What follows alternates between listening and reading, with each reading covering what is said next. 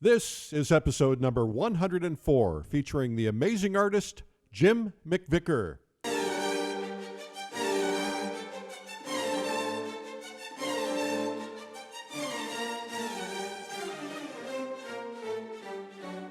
This is the PleinAir podcast with Eric Rhodes, publisher and founder of PleinAir magazine. In the PleinAir podcast, we cover the world of outdoor painting. Called PleinAir, the French coined the term, which means open air or outdoors. The French pronounce it plein air. Others say plein air. No matter how you say it, there is a huge movement of artists around the world who are going outdoors to paint. And this show is about that movement. Now, here's your host, author, publisher, and painter, Eric Rhodes. Well, thank you, Jim Kipping. Hey there. Thanks for listening to the podcast about plein air painting and collecting. I'm Eric. Thanks for being here. The podcast is underwritten by the PleinAir Salon Art Competition. It's a great way to get noticed, build your resume, and put yourself in the game. Plus, if you win, you're going to be on the cover of PleinAir magazine, which is going to change your life. PleinAir magazine is the #1 selling art magazine nationally at Barnes & Noble. You're going to be seen everywhere. And you're also going to win $15,000 in cash. And we have a total of $27,000 in cash prizes, not pretend prizes, real cash. You can enter at pleinairsalon.com. The interview is provided by the PleinAir Convention coming this April in San Francisco. For the price of a single workshop, you can see dozens of workshops, a sample of different approaches and styles and mediums. One price gets you into everything. There are additional pre-convention workshops you can sign up for, though.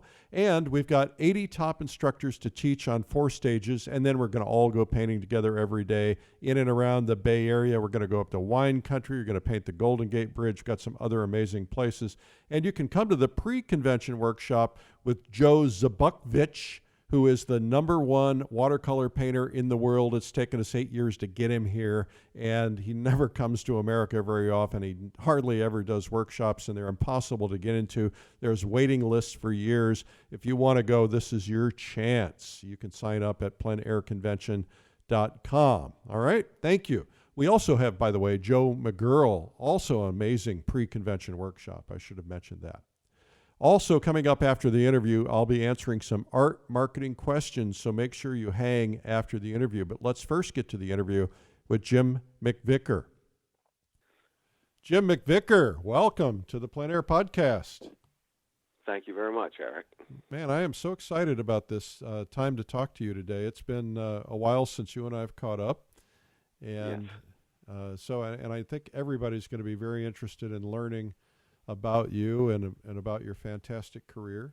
Why don't we first start out by kind of telling everybody where you are? I think you're in Northern California somewhere, aren't you? We are in Northern California, small town Lolita, which is near Eureka, would be the biggest city here on the coast. We're 80 miles south of the Oregon border. So that would be Humboldt County? Humboldt County, correct. Yes, beautiful county. I've lived here since 77. Well, that was the marijuana capital of California for a long time. I think it still is, particularly now that it used to kind of be mom and pop, and then a lot of crime came, and I'm hoping with this new legalization, maybe the crime will lessen, but who knows? Yeah.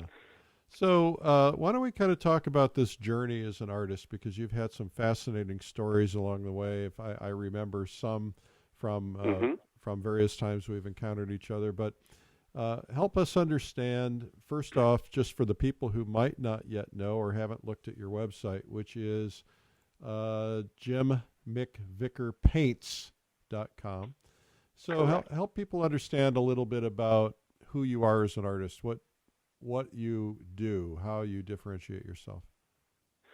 Oh, well, I really look back at my start when I think about that. I did not grow up in an art family.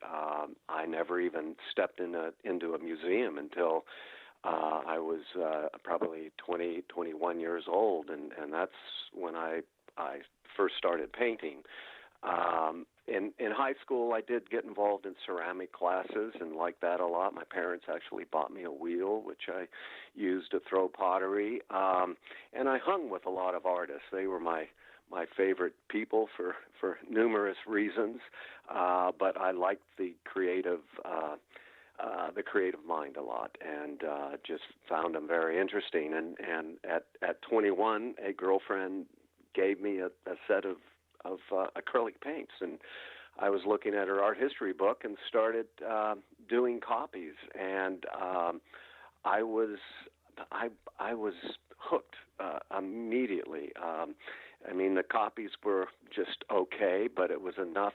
There was enough there that I said, "Hey, I think I can do this," and continued painting. And then I went to the community college where I lived in Southern California. I grew up in Ontario, and went up to Chaffee Community College. There were 3 various teachers I worked with, and this was in the early 70s, so it wasn't really teaching you fundamentals, so to speak, but at least it was motivating, and I was working full-time, and so I was able to go to classes in the evening, and I just became... It was a very very moving experience, because within 2 years, when I think back on it now, it seems a little crazy, but within 2 years I said, that's it, I'm going to be a full-time painter, and I've been doing that since 1975, and it's only gotten better with time.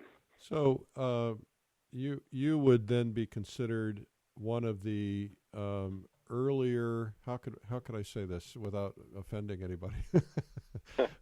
Well, you would be one of the people who kind of was early stage in the new plein air movement in terms of getting outdoors. Yeah. When did that all begin for you? I did my first plein air painting in 1973, and I live near the beaches of Southern California, and I went to Laguna with a fella, a friend that was a musician and painted, and the two of us went there, and we sat on the rocks, and I painted, and then I went up into the hills and of the mountains where I grew up, because I loved hiking up there, and I did paintings up there, and so yeah, that was my first experience with painting outdoors. In fact, one of the teachers I had at the community college, Stan Book, said, and he was teaching in a more abstracted manner, but he said he looked at the copies I did and everything and liked them, and he was the one who said, you know what, I think you need to go outdoors like the painters you admire. And that was like a light bulb went up. Yes, I do need to go outdoors. And so I was just smitten with plein air painting immediately. Although I'd never heard the term plein air probably until about the 90s, but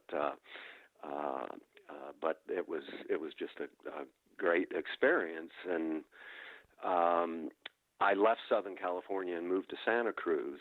I felt like if I was going to pursue art, I needed to kind of get away from my roots, so to speak, and the group of friends that I developed through high school and before, and kind of start anew up there. And from there, I came up in '77 to Humboldt County, and continued with the plein air painting. Although I must admit, at first I was very, part of it too, I think, was my lack of confidence in what I was doing. But it was very hard, very shy about going outdoors. And I did a lot of paintings just standing in my house looking out the window. So that was kind of an interesting way to approach it too. Well, I guess that's plein air painting. That Yeah. works. You're painting from life. You're painting from nature. So Yeah. I think a lot of the people who listen to this are, at various stages, right? So we've got about 500,000 people now that listen to this podcast. And so you've got people who are experienced, have been in the plein air painting game for a long time. You've got people who are relatively new to it, some who are just finding it. But there's, for the past, I'd say roughly 12 or 15 years, the movement has been pretty big. There's been a lot of events. There's been a lot of activity. painters all around. It's not unusual now to run into painters outdoors painting in any city in the United States, but it wasn't always that way. So you probably weren't encountering very many people who were actually painting outdoors in the early stages of your painting career in the 70s. I wasn't. In fact, almost, I would say, never encountering. And the artists I met were not interested in going outdoors. And so I continued to do it, although I found myself working actually in a somewhat abstracted manner, but just more out of my imagination for a couple of years, and got away from plein air painting. I would do it here and there, but working out of this sort of out of my head and in a more abstract manner really, I think, was actually a good thing, because it helped me to sort of approach painting in a fearless manner. And it was when I came up to Humboldt County, and you know George Van Hook quite well, that I met George Van Hook and Curtis Otto and James B. Moore, those three in particular, and they were all much more accomplished than I was at the time, and they were painting directly from life, plein air, as well as still life and figurative work, and I joined a life drawing group, which is where I met them, and I was invited to go out and paint with them, and I never left. I mean, I just kept doing it, and gosh, that what an incredible learning experience that is, to go out with people that know a lot more than one does, and to work alongside them, and to pick their brain, and just to see their process. And it wasn't really a teaching thing, but it was just being together and watching their process. And I saw tremendous growth in my work that first year that I started going out with all of them. And so that was it was when I did that I came back to painting plein air entirely, and knew that was my initial love, and that's what motivated me, and so yeah, that was an eye opener moving up here. What do you think was the cause of the explosion of this movement, where today we have lots and lots and lots of people who are going outdoors to paint? We have literally hundreds of plein air events around the country, Right. Lots of workshops, lots of everything. But Right. it was all pretty quiet, even Yes. when I started. What do you think was the reason this thing exploded? I think probably many reasons, but I know so many painters were just tired of the BS they saw in the art world, and the lack of any kind of attention really being paid towards representational painting in general. And I think for me, I grew up loving the outdoors. My parents took us to national parks all over the country, state parks. We camped, we hiked, we looked at things. I did that with my friends growing up, and I think so many of us long for that experience with nature, and plein air painting. If you have any interest in the arts and you get out there and start doing it, it's intoxicating. It's just this amazing way to spend time out in the wilderness, or even in your backyard. And I think too, now that the movement has gotten so huge, it's so much easier for people to connect with other painters, via workshops, or whether it's just somebody in their community that is painting. There's a friend started a Sunday painting group up here, and sometimes they get 20 people showing up to gather on a Sunday and paint at various landscapes they go to. So I just think it's to me the joy of it. I mean, it's a struggle. I still find it a difficult thing to work with. I mean, sometimes it flows beautifully, sometimes it feels like it's going the wrong direction, but just to be out there and experiencing art and nature together, I think is a very I don't know. It makes me feel whole anyway. It makes me feel like I'm alive, so to speak. Well, how do you feel about what's happened with this movement? Is it a positive in your eyes, a negative? What are your thoughts? Well, I mean, I think it's a positive. I mean, I think there's all levels of people out there painting.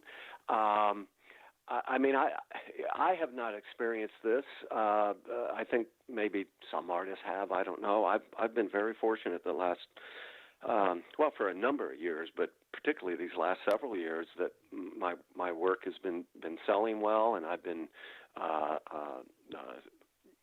making a decent living with it. And I think, sometimes there's those places where somebody sees a $200 painting and somebody sees a $2,000 painting, and they don't understand what the difference is. And but I think the patrons out there that are really following what people are doing with their career or what they're doing in the plein air movement, are looking for quality. And so I think there's room for everybody. I mean, I think, again, like I say, there's all levels. I certainly see work that I don't really appeal to me, or I don't respond to, or it just feels weak. And then I see work that just knocks my socks off. And so, and I have a friend here, never painted in his life, and he started painting over the last year or so. And it's like just watching him develop has been pretty exciting. He's really, and he's hooked on it. So I think in general it's a good thing. And it certainly has more people knowing what the term plein air means. I know that. I can't believe how many people, when they see me out painting, that will say, "So you're painting plein air, right?" And they maybe have never even been in a museum. I don't know, but so it's interesting. I think it's a good thing. I think it's got a lot of good energy going with it. Well, I think that to that point, one of the points you made earlier is that it's really critical that we send the message that quality matters. That everybody who's doing it. Especially professionally, but everybody who's doing it, if participating in shows, needs to always be working on quality. Always be trying to step up to the next level, trying to educate themselves and get better, because we don't want the term plein air to equal fast, or we don't want the term plein air to equal unfinished or low quality. And of course, there's this debate about what is a plein air painting, and I, because of Plein Air magazine, I hear from every possible faction. Some people would say, well, a plein air painting has to be done and completed on location in one sitting. Others will say it has to be done on location over multiple sittings. Others will say, well, it can only be used as a study so that you can use it as a studio work, et cetera. Right. What are your thoughts on all that? Well, when people get dogmatic about ideas, I find I sort of bristle with that. So I do both. I'll do a 2-hour painting, and I will do a painting that maybe I've worked on 10, 15 sittings, even more on a really large piece. I've had paintings that I've set aside for a year and bring them back out the next season. More and more as I've aged, and I think just experience, I find I'm readjusting things more back in the studio too. And to me, all of those are plein air paintings. They're painted on site, and I think to put rules on it sort of defeats the purpose of what, hopefully making art is. And I think we need to be open. I think whatever makes the painting work. I used to absolutely I stayed totally away from photography, using a photo as any kind of a reference. And I had kind of negative feelings about bringing photography into a painting that I did outdoors, or even the idea of taking a photograph and painting that indoors. But I have loosened up on that, and I see photography as a tool that I will use sometimes, and it's been a very beneficial tool. And so the way I look at it is we're trying to make a good painting, and hopefully something beyond a good painting. But time, if we're fortunate enough to have our work still around in the future, I don't think anybody's going to think much about that, whether it was painted in 2 hours or whether it was 40 hours of work. If people love the painting, that's what counts. Well, I think that's right. Make sure it's a good painting, and make sure it's the best of your ability. Of course, we all have turkeys that sometimes just don't work. Oh yeah. Oh my gosh. Yeah. We try and hide those. Well, I've had a lot of people with less experience with plein air painting, or even some with that they're so bothered that they aren't quick enough. And my wife is also a painter, and we have two totally different approaches. She is a much slower, for lack of a better word, painter than I am. I've always been fairly quick at working with things, but there's nothing wrong with a painting that takes a long time for a person. And so I think people feel that thing like, oh my gosh, I can't paint a painting in 2 hours. Well, that's fine if it takes you longer, or if it takes you several sittings. I don't think the goal needs to necessarily be quickness. There'll be like these some of the plein air events, or even when I've gone camping with friends, and we're all painting, and so we do paint a week, and somebody says, well, I did 15 paintings. How many did you do? And it's like, well, does it really matter? I usually end up being one of those that paints quite a few pieces while I'm on one of those trips or at a plein air event. But if you did 2 paintings in that time, and they're really good paintings, then does it really matter? No, of course I certainly don't think it matters either. And you look at some of the people that we know who are, they'll do 3 paintings a year tops, but they're spectacular paintings. Yeah, spectacular paintings. Really going for something. They'll work on those paintings for months and months and months. So right. I don't think there's anything to that. Right. You had an interesting thing. One of the things that you and I kind of encountered each other on is that you won the Plein Air Salon from Plein Air magazine about, I want to say 3 or 4 years ago now. I think it was 2015, if I remember right. Probably right. So 13 or 15, yeah. I've got a couple questions for you about that. I'm curious because here you are, you're an established artist. You have had a phenomenal career. You're in a lot of galleries. Why on earth would you even bother entering a painting in a competition at that stage of your career? Well, it's interesting. I spent a relatively isolated existence up here in Humboldt County. I was making a living, certainly not getting rich, but between my wife's sales and my sales, we were keeping, we never missed a house payment and those things. And after and I liked it that way. I noticed looking at magazines, lots of names that I kept seeing that, we're still seeing today. And I'm going, wow, I wonder how those people are getting more notice. Now, I was working with galleries, selling work. And after 2008, when we kind of had an economic crash, and galleries just seemed to go quiet for a while. And so I said, I've got to rethink how I'm approaching my marketing aspect. And at that point, I started reaching out more. I joined the California Art Club. I got involved with Oil Painters of America, the Impressionist painters, and started entering competitions. And so I think the first time I entered the Salon was 2012 or 13, somewhere in there.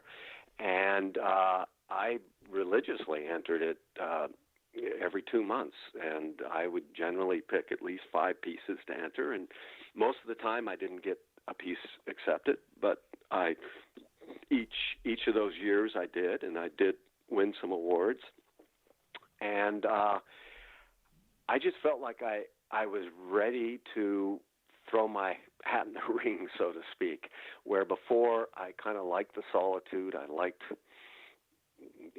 the way things were going, but when financially I had to rethink how to do things, that's when I started doing that, and so I enjoyed it, and I started getting more recognition. I started getting invited to PleinAir events. When I won the Salon top prize, I mean, that was overwhelming when I was at the PleinAir convention and went up on stage and got the prize and everything, and things. It made a huge difference in how people looked at my work, and more people looking at the work. More galleries interested in the work, and I think I attribute all of those things, and I'd say winning that top prize probably right at the top as my painting sales getting better, and so that's why I got involved. It was really I think kind of a financial decision, so to speak, in that I needed to find another way to survive. I wasn't going to do anything else, and so it's been good for me. It's opened up so many doors. Well, it's interesting that you were trying to build your financial picture a little better, and yet you were spending money on entries. You said you were entering about 5 times every competition. Yes. So that's pretty gutsy. Well, I thought it was better than buying lottery tickets. I'll tell you that. And so it made sense to me. And I felt I did quality work. I thought I could get in there, and I could win some awards. And I mean, in my mind, I don't usually do these kind of things. I mean, I do to a degree, but that painting that won that top prize, my outdoor self-portrait, I had a strong visualization that painting was going to end up on the cover. And this is before I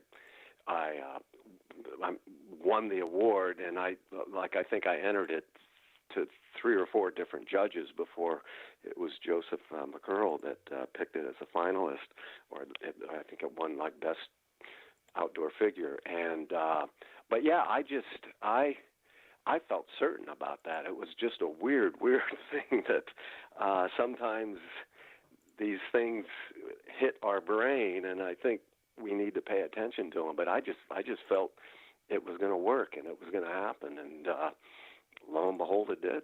So, well, it's interesting to me to watch.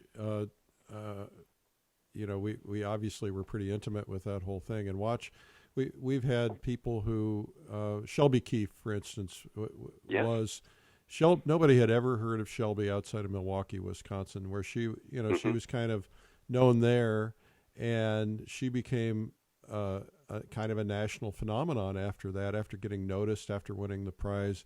And there's been many instances, like 2 years ago, Kathleen Hudson, who essentially nobody had heard of, who just blew it out of the water and won that competition. And to watch people's careers explode after winning like that, and sometimes even after just winning a category, like some of these categories don't get many entries, quite frankly. Like there's categories like architecture or something, and so the judges have fewer things that they have to pick from. And it's good for building resume. It's good for to be able to say, hey, I won this, because then you're getting the attention of a gallery, or you're getting the attention of a show who's going to say, hey, come and be part of it. Anyway, I was just curious about that. I thought it was interesting. I don't think I've ever asked anybody that question. So tell me now, you've been painting outdoors, or painting since 1973. You've got a very long perspective. You also have the perspective of you're a member of the Plein Air Painters of America group, which is kind of the premier. A new member, yes. Yeah, I'm thrilled about that. And that's a pretty big deal. So, what is your best advice to people who are kind of looking to pursue this, in terms of how do you get to the point where you feel comfortable as a painter? How do you get good? What is the process? Now that you know everything that you've been through, what would you have changed? What would you do differently, knowing what you know now? I've actually thought about that before, and I always wonder about it. I didn't go to a university that had an art department that was, teaching representational painting. I didn't take workshops, although I worked around some of the top painters around, and certainly learned a lot just being around them. I think bottom line is just working very, very hard and very diligent, and with all the discouragements that come along, not allow it to stop you, and even this is something a friend a fellow named George Durkee, really fine painter that I also met a long time ago, and we were talking painting, and he was saying one of the things that he tells, because I think he did a little bit of teaching, one of the things he tells students is you're going to get this point in the painting where you're feeling like it is not working. Don't stop. Keep it going. And I find that happens to me a lot. Even today, I can be an hour into a painting, and in my mind, I'm going, this is a piece of crap. What am I doing? But I keep, as long as the design is happening and I know that that's working, I push through that. And I think that's what people need to do, is push through those doubts, push through those questions. And if you make a mess, just make a mess and go on to the next one. Don't hold anything too precious, I think, in those early years of painting. But I think, like today, there's so many amazing painters out there doing workshops that are such a great way for a painter to go and study with a particular painter and really learn something. Or like when you do the convention, all the painters that are there. It's such an opportunity for somebody to really, as I liked how Van Hook used to say it, clock their technique and like just to really look at and pay attention and paint from life. I think is to me the big thing, and just to keep going out. I had an article, back 1989 in the American Artist magazine, and I think it was called Nature is Teacher, because I at that time I was very anti using any photos or anything, but it was really my belief that studying nature, that all the problems are out there and all the answers are out there, and if you are diligent and really try things, and I think it was like Monet said, matching a look at that color and just try and match that color in that spot you see it, almost like you're putting together a jigsaw puzzle or something.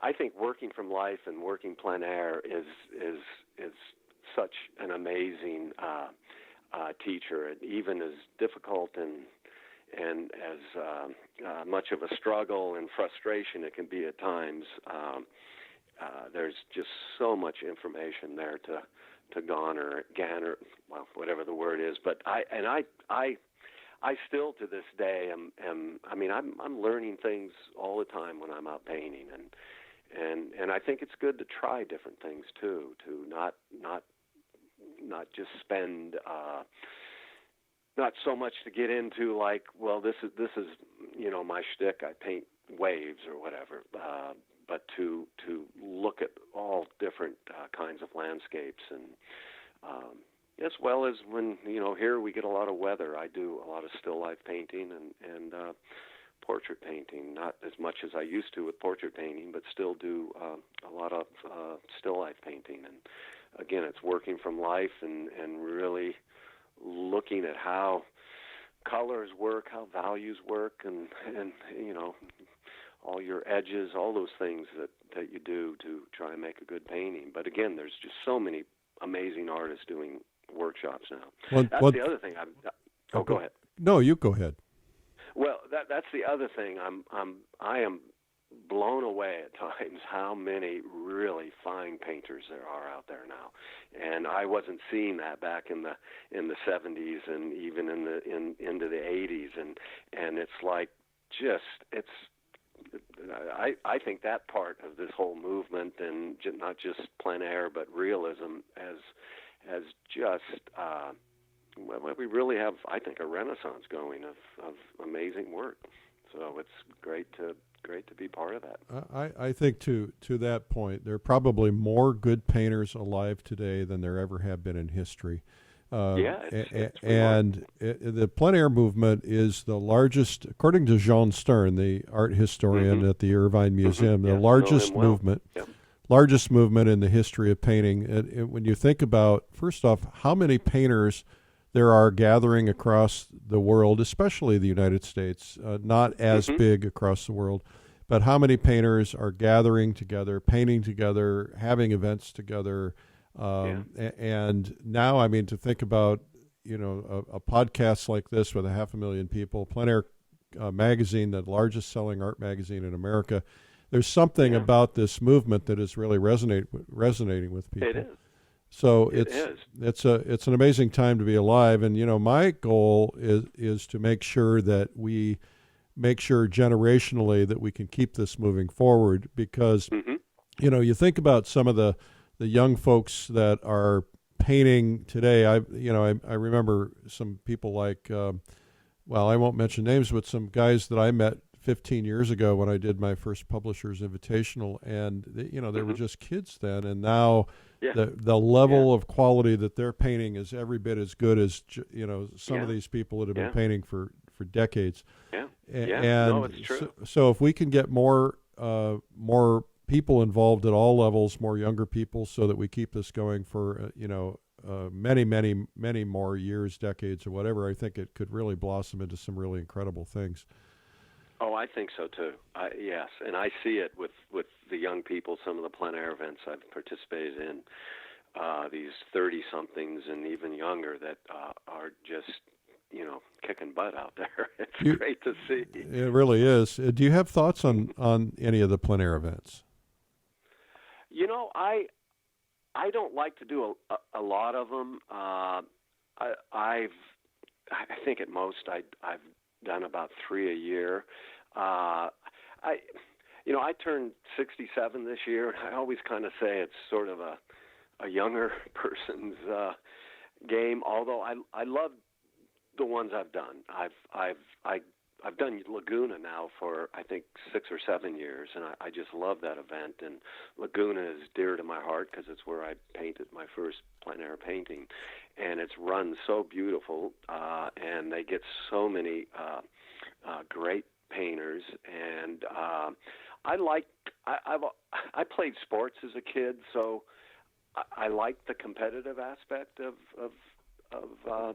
some of the plein air events, but it never, at least from my angle, I've never felt like it's any sort of backbiting going on. Everyone seems to be pulling for everybody, and always seem genuinely happy, whoever might win the awards and make sales. So it's not something I want to travel all over the country doing. Yeah. That for me is just a bit much. I find like this. I didn't do a couple of things I was invited to, and I had 4 or 5 months at home in my studio and out on the landscape painting, and it was. I had spent maybe 3-4 years getting on airplanes more than I like to, and so it just felt heavenly, and I felt like I did some excellent work, and it felt like there was a real focus there, and so I find all of that stuff can be a bit distracting from what my main picture in my head is of what I want to do. Well, there's a lot to be said for the idea of making progress and having time to just to get in there. You get this Mm-hmm. movement going and this inertia happening, and if you just stick Mm-hmm. with it, I find the same thing is true for plein air painting. I don't get to do Mm-hmm. a lot of it because of restrictions on raising kids and time and Yes, everything that goes yes. with it. But when I go up to the Adirondacks in the summertime and I do the Mm-hmm. event, it's like once I do 2 paintings a day every day for 5 or 6 or 7 days in a row, by the end of that week, I'm painting like a rock star, and it kind of sets the tone for my summer. And I can paint Yeah. like a rock star all summer, and then it kind Yeah. of falls off a little bit, and then when I do another event, I kind of pick it up again. But it's Yeah. something to be said for just getting out there and getting that mileage, brush time. It's true, and just having done the Laguna event in October, there's an intensity for 7-8 days there that I have an intensity at home with my work, but it becomes even greater for that 7 days where everybody is out there working as hard as they can to do the best work they can, and you're wanting to utilize that time and do the best work you can. And so that's one thing I do like about it is the adrenaline gets going there for a week and stuff. So Well, there's but also something to be said for knowing that you're there competing against other people, and even though Yeah. it's a friendly competition, it's the idea that that other people are going to see your work. If you're painting by yourself, other people may or may not ever see it, but there's people around there, so it sets a different tone, doesn't it? It does. Oh, very much so. Yeah. I mean, you're painting around people you respect, and you go, I got to do the best work I can. These folks are going to be looking at it with that critical eye we all have as we walk around looking at what everybody else did. So, yeah, it's true. So, Jim, talk to me about historical influences and contemporary influences. Well, historically, what made me want to go out painting were the French Impressionists. My girlfriend that had given me the acrylic paints to paint with, I was looking at her art history book, and this is the God's truth. I'd never seen. I was 21. I'd never seen an Impressionist painting before. If I did, I didn't realize I was looking at one, but I hadn't gone to museums.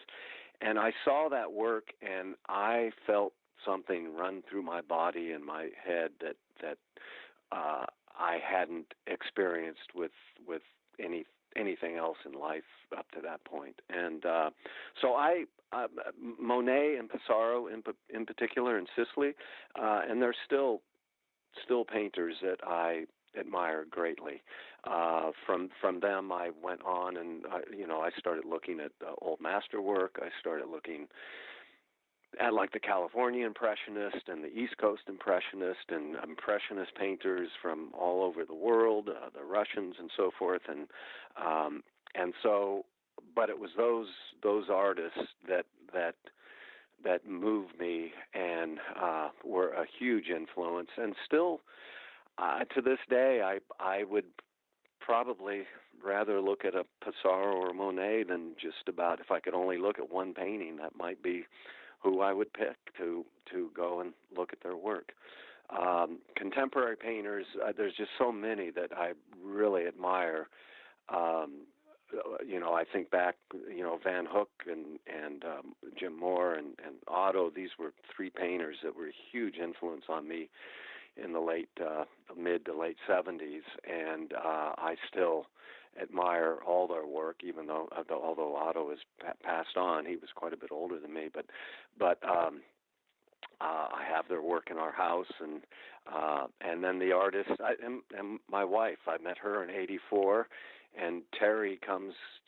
She paints from life as well, does plein air painting and paintings in her studio from life, and her influence was a huge influence and impact on me, and she constantly surprises me with the work she does, and that's kind of something I like, is to have an artist where I'm actually surprised that by what they painted, not that I'm surprised it's good or whatever, but that it's like not what I expected, and I think that's very cool when I see that in other contemporary painters that seem to get outside their normal box or whatever.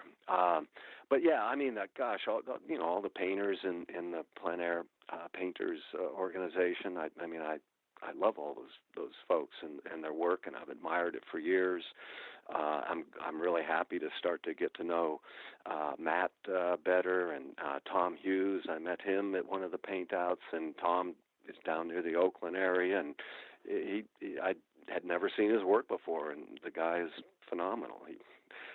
So yeah, just and that to me is kind of the juice that keeps me going, and I, you look at some contemporaries' work, and sometimes you go, damn, I wish I had painted that.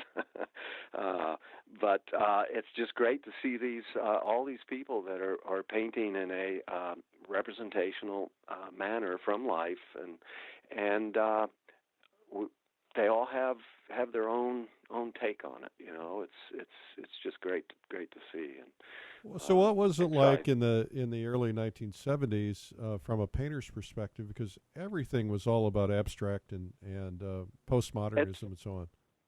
It's true, and I got very influenced by that for a couple of years. And I mean, I still like some abstract work. There's certain things I really like, and a friend of mine.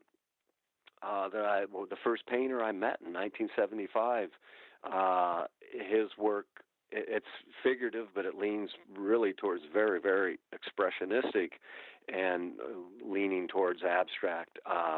And his work had an impact on me, and still does. I mean, it's powerful work. And so yeah, but it was very different. I mean, you go, what do you paint? Well, I paint landscapes, and you kind of could see people glaze over a bit at times. And now, you paint landscapes, they say, oh, do you do them plein air? So people are just digging all that a lot more, and I think that's great. But yeah, I rarely ran into any plein air painters. So it was great to come up here and immediately meet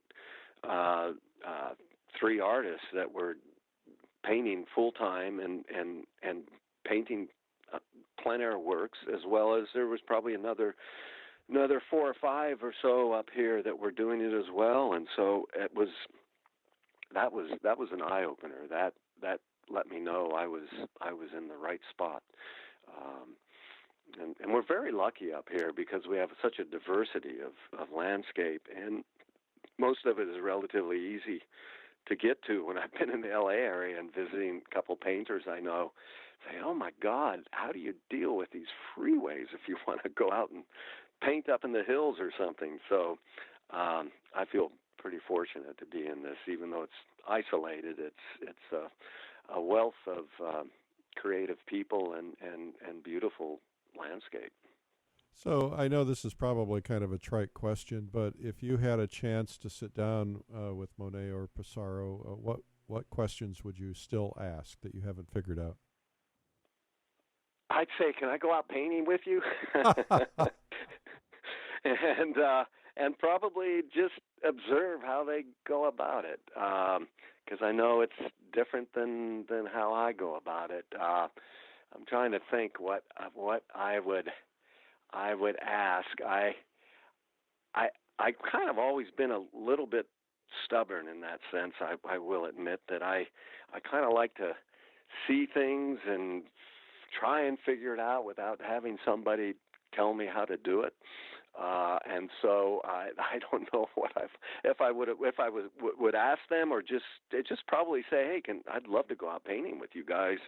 I know a great spot up here, and then I'd look over their shoulder and see what their approach is. I mean, I'd love to sit in on a conversation and hear them talk about art, and I've read quite a bit about Pissarro and a bit about Monet, and they had they definitely were very opinionated, and I know all of us are, and they were in a whole different time, and dealing with trying to create this art that wasn't as acceptable. So it's very nice now to have that. That's the other thing that I think is different. There's so many opportunities now in venues for somebody painting landscapes to get their work out in front of the public. I mean, there's just a lot of avenues out there, which I think is good. Could you imagine if those guys had something like the Plein Air convention? I think about we sit around the tables or the bars after the sessions and listen to the conversations with people like you and people like your friends, and everybody just kind of joins everybody. This, like, there's no you don't belong here kind of a sense, and to be able to listen to those stories. I was at our conference, the Figurative Art Conference, a few weeks ago, and it was the same kind of thing. Sitting around with people like Bert Silverman and masters of our time, and just having conversations. It's just fascinating to me. So I just think that it's a rare opportunity in time. Nobody knows how long these things last, whether or not this stuff continues. Oh, I know. No, it's very true. When we were all together with Van Hook back in the late 70s, early 80s, and we were doing a life drawing group two days a week, Sundays and Wednesday evenings, and going out painting literally every day. I mean, George and I shared a studio for a bit, and I would say we painted every day together for a couple of years. And then he moved. Yeah, and then he moved after that, and I moved for a year or two. I went out to Wyoming and spent a year out there, which was actually a great experience for me. And I met a very fine painter out there, Mike Capriva, and we're still friends today. And so I was doing plein air painting out in Wyoming, and that's where I really got into still life painting too in '83 because of the winters. And so that was a great experience because I was able to sort of shake off all those influences for 3 years with painting with all those guys, and I think started to find a little bit more of my own identity. And so and I think that's important for a painter to find, and that's why I often say nature is a great teacher, because I think when you approach it from nature and not so much how someone else is telling you how to do it, I think you get in touch a little more with who you are as a painter and figuring things out. But yeah, so yeah, it's been a great life. Well, let's hope it doesn't end anytime soon, Jim.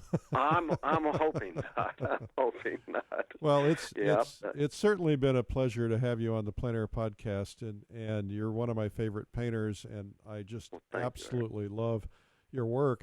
What I think we didn't touch on, but I think is an important thing to touch on, is the idea of figurative painting outdoors. We don't hear enough about it, but it's part of the discipline in Russia when they're teaching at their great Yes. schools. They take the figure and the portrait outdoors so that you're Yeah. dealing with natural light. And of course, Yeah. that's the portrait that won you the national prize. Can you touch Mm-hmm. on this discipline for a second?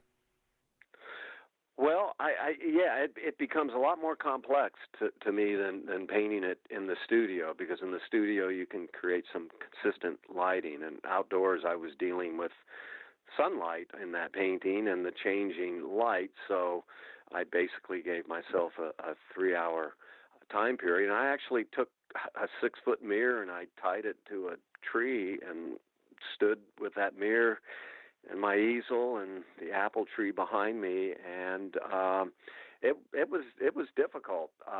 In fact, I think it was the third start on the canvas before it actually felt right sitting on the canvas. I mean, I drew with my paintbrush, but I was really trying to get the figure reading right before I went on with anything else, and it took me 3 shots at it. So yeah, it's and then the light, the way the skin tones, everything is just so different. But it's just bouncing around everywhere. But I think painting the figure outdoors is very exciting. I'd actually like to do more of it. If I was to say what one thing I would like to paint more of, I would say it would be the figure outdoors as well as inside. But Well, come on down to the convention in San Francisco. We'll hire a couple models and put them out by the Golden Gate Bridge, and you can paint all day long. There we go. Yes, exactly. Well, exactly. But it's a great way to paint a figure outdoors. Absolutely. Well, thank you again for being on the podcast, and thank you again for inspiring us all. You're an awesome painter and such a great guy. Well, thank you, Eric. I appreciate that, and appreciate all you're doing for this whole movement going on. Well, and thank you. It's great. All right. It's great. Good to talk with you, Eric. You take care. Thank you again to Jim McVicker. What a brilliant painter and such a giving person. What a great guy. How about we do some marketing now? This is the Marketing Minute with Eric Rhodes, author of the #1 Amazon bestseller, Make More Money Selling Your Art, Proven Techniques to Turn Your Passion into Profit. In the Marketing Minute, I try to answer your marketing questions, which you can email me anytime, eric@pleinairmagazine.com. I love them. Here's a question from Rich in Tucson, Arizona. He says, I've been a professional artist for years, but I've hit a price ceiling. Gallery owners have told me they need to keep my price low and have discouraged me from raising prices. How do I change this? Well, Rich, you've got a couple of options. One option is not to raise your prices and to increase your volume. If they can sell more volume, whether or not they can, that's a discussion you want to have with them. But everything about price is psychological. Price is tricky business. Lots of great books on pricing. And I'm not sure I can answer this the way you want me to, but here goes. I'm going to try. First, gallery people know their audiences, and they know what they can get, or at least that's what they believe. They have put you into a price box that they think they can get for you. Now, you might be able to talk to them and edge your prices up gradually by 10 to 15% a year. And I like to see artists increase their prices every year anyway. But if you're not selling, increasing your prices isn't going to necessarily make it better. Now, you should, though, have this discussion with the gallery. If they believe that they're not going to get the increased price, they're not likely to push you. They might even push you out of the gallery. So you have a couple of choices. Trust them and ask them to help you gradually raise your prices, or you have to experiment, see what happens. Maybe they'll do that with you. Say, hey, let's raise the prices and see what happens. But if you're doing that, your prices have to be the same online everywhere they're going to find you. Like if they're going to look you up in another gallery and it's an 8x10 painting, it better be the same price as the 8x10 everywhere, because people do that, as you know. You do it. I do it. The other thing is you might have to change galleries. Now, I want you to respect your gallery and have a discussion with them before you do that, because they work very hard on your behalf, or at least they should. But I know an artist who had this problem with 3 galleries. She had kind of got boxed into a price. They weren't raising her prices. She talked to them. They didn't want to raise her prices anymore. So she thought, what do I do? Well, she had heard from some other galleries who wanted her in. She contacted some other galleries who wanted her in. And she said, okay, here's the price range I want to get. And they went, oh, that's no problem. As a matter of fact, we could get a little bit more. So they set a new price. She terminated a relationship with the old galleries and went to new galleries that believed they could get the price. And in fact, they did. So that's kind of how this all works. But again, try to trust your gallery. Try to have a relationship and a dialogue with them. They do typically work very hard for you. The next question is from Crystal B. of Spring, Texas. Crystal says, I need to choose the best advertising venue to really connect with those who will connect with my art. My challenge is developing a target audience since I do landscapes, figures, and portrait. Is there a place I can advertise where there's an audience that appreciates all three? Well, Crystal, I'm going to tell you something you probably don't want to hear. Brace yourself. Are you ready? Well, there are plenty of places you can advertise that have readers that love landscapes, portraits, and figures. My own Fine Art Connoisseur magazine is one of them, for instance. But I think you have a focus problem, and you're going to confuse your audience while you're building your brand. Who are you as an artist? How do you want to be known? Now, don't get all bent out of shape. Paint what you love, paint the styles, paint the subjects that you want to paint. But if you had to pick one to be known for, which one would it be? When establishing your career and building your brand over the first 10 or so years, maybe longer, you need to be known primarily for one thing.